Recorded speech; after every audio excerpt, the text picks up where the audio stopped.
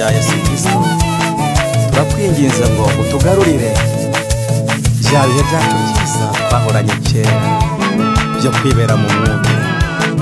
Haleluya. Mana yacu tugarurire bya bihe byacu byiza twahoranye. Mana yacu tugarurire bya bihe byacu byiza twahoranye. Abatuye isi muze dusaba Imana itugarurire ibihe byacu bya mbere. Haleluya. Mwibuke kera tugihama, nibyo mwibuke twakoraga imirimo y'Imana myinshi, twarayikoraga imirimo mwarayikoraga. Ndabyibuka dusenda ku kirago iminsi 3 n'itanu igashira, tubwire Imana yacu tugarurire, ariko twarata ibihe byacu bya mbere. Mana yacu tugarurire bya bihe byacu byiza twahoranye. Mana yacu tugarurire bya bihe byacu byiza twahoranye. Tugarurire Mana, tugarurire umuco mwiza wo gusurana. Ibuka cyane ukuntu kera wabonaga abantu bikoreye imideyo, imbegeti hamwe n'amapaniye, bakajya gusura abandi nabo bakazasura. Tugarurire biriya bihe bya bihe byacu byiza twahoranye. Mana yacu tugarurire bya bihe byacu byiza twahoranye. Mama yarambwiye ati mwana wanjye David, ndabyibuka ntabwo nabyibuka, mu rutoki wereka icyo ukora, anyereka igitoki kinini cy'inyamunyu, asaba kugitema, ndagitema nange ndagica, antuma no mu iparafu kumanurira ndabyibuka, imyumbati yumye twayandikaganura mushyira mu biseke n'abashyitsi banjye. Uyu munsi nuko tujya gusura Marigariza, Mana tugarurire ibihe byacu nuko bimeze.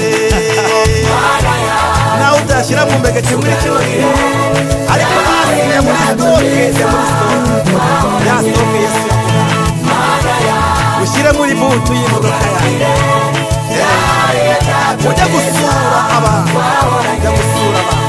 Kera umuntu yarwaraga uburwayi bukomeye, abantu bakamwitangira bakamusengera, ndabyibuka abantu bakamara iminsi bari mu cyumba cy'amasengesho, nararwara akaremba bari gusengera umuntu, kwa muganga bananirwa bakamuhereza dayimoni. Ntabwo bica umuntu, akenshi bikarangira bamwe bapfuye, abantu ntibakigira ibihe byo gusengera abarwayi. Bantu mwongere byagirira umumaro. Mana tugarurire, Mana yacu tugarurire bya bihe byacu byiza twahoranye.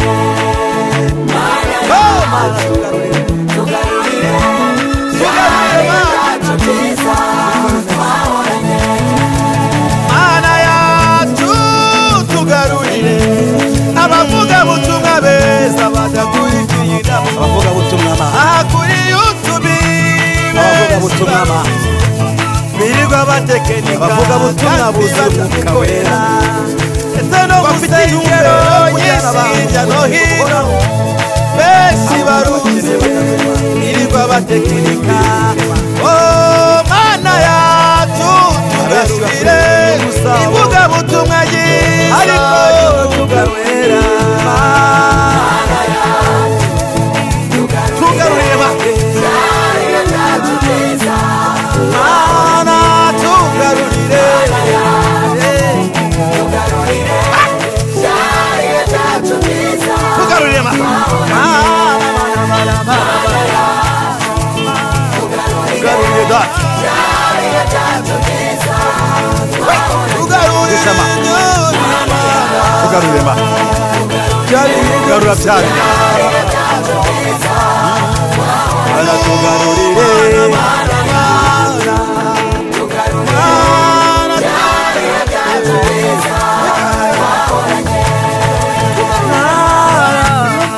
tugarurire ibihe byiza twahoranye Mana tugarurire ibihe byacu bya mbere Mana yacu tugarurire ibihe byacu byiza bya mbere maze bagasubira inyuma ariko tugarurire bya bihe byacu bya mbere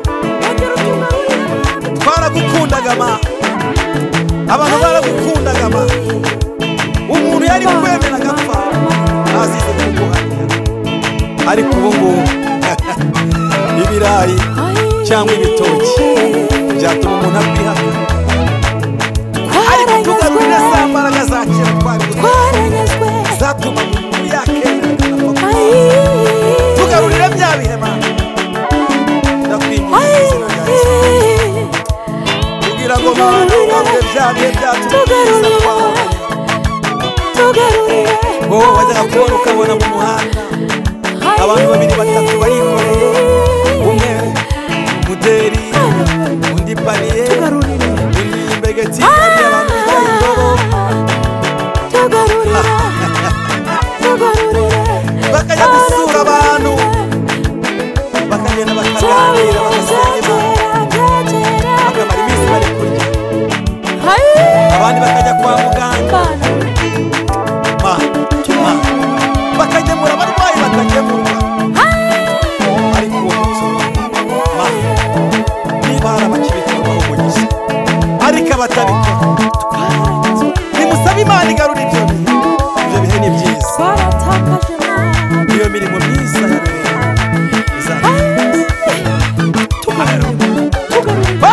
tugarurire byacu nuba nuziye kubabwira ubutumwa bwiza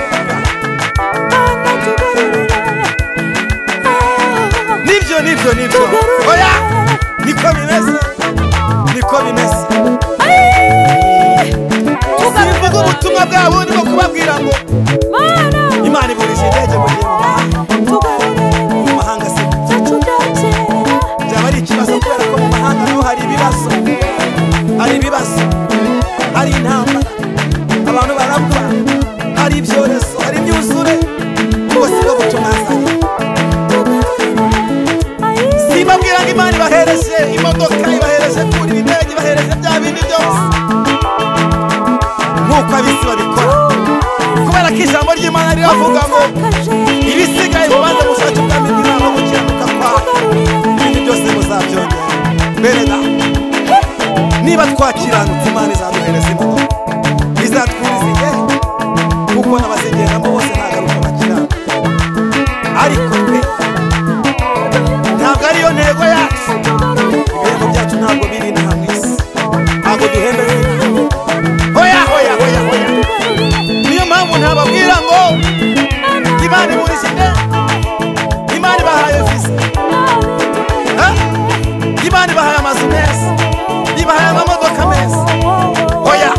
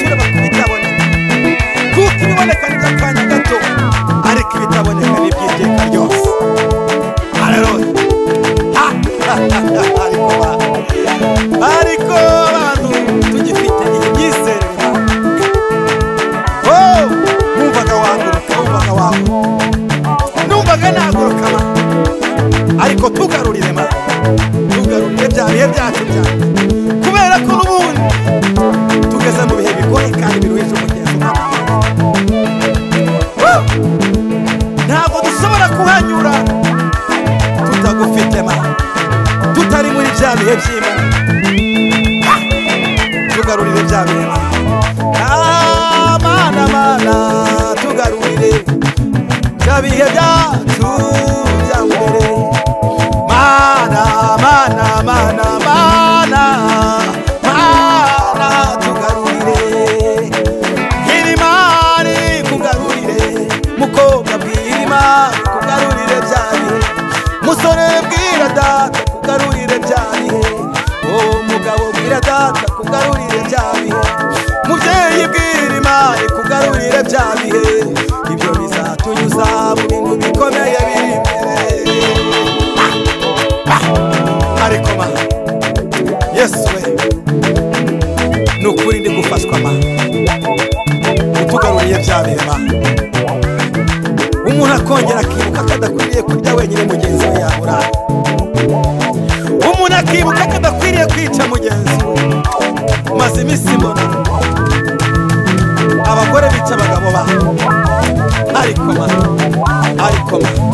n'uyu munsi sohoye indirimbo nye kuri itari nabonye abagore babiri bishira abagabo babo. Umwe yamuteye ibyuma undi yamukubise agasuka. Ariko abantu bari muri bya bihe bya mbere ntabwo abantu bakicana ma namaganye umudayimoni w'ubwicanyi n'ubwicanyi. Ndamwamaganye mu bihugu byose abantu bafisha amaraso atari urubanza. Nkomeje kubarwanya mu izina rya Yesu. Mbwira Imana ngo Mana tugarurire bya bihe byacu. Abantu bari mu bihe by'umwuka wera ntabwo bakicana. Ariko ma ingo z'iki gihe zigarurire bya bihe byacu. Ingo z'iki gihe ma ndazisenga mu izina rya Yesu. Sengeye ingo z'iki gihe ma kugira ngo zigarurire bya bihe. Kwa kundi bari bameze bakundana baganira mu mushyikirizo ani switi. Kwa kundi baganiraga bagarurire bya bihe ma. Uyu mugore n'umugabo bari kurara barwana, bari kurara bato, bari kurara babuze amahoro. Bagarurire bya bihe byabo bya mbere. Tugarurire bya bihe byacu bya mbere. Mana tugarurire bya bihe byacu byiza bya mbere.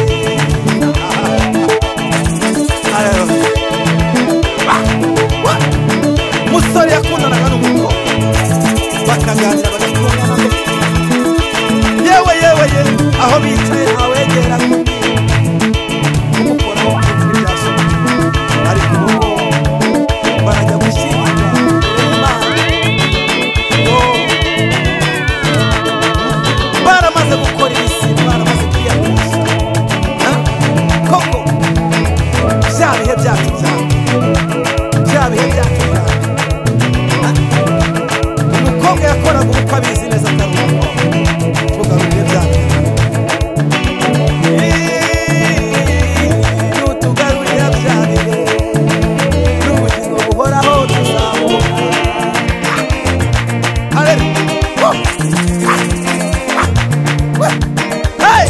Mana ndafashije Mana umutima numvisemo kugiye kutugarurira bya